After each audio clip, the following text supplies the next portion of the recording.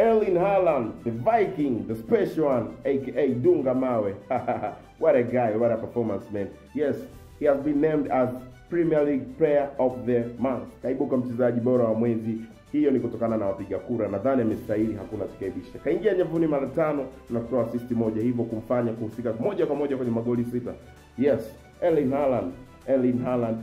Braut Haaland. Sasa kizuri ambacho nimekiobserve kwa Erling Haaland msimu huu ni kwamba Erling Haaland ameimprove sana kwenye nafasi yake ya kucheza. Ukiachana na ushambuliaji kufunga, ameimprove. Amekuwa ni mtu wa kutengeneza spaces nyingi. Ana mikimbio ambayo inawasaidia wachezaji wake wengine either to make passes au kufanya runs in between. Yeye akiwavuta mabeki wengi, na pia amekuwa akisaidia sana hasa kwenye second balls. Yes, Erling Haaland amekuwa so marvelous, so good, so clean.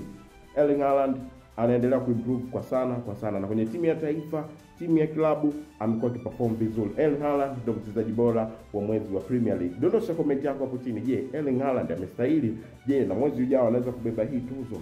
Si mwingine ni the Viking, Dunga Mawe, Erling Haaland, Manchester City.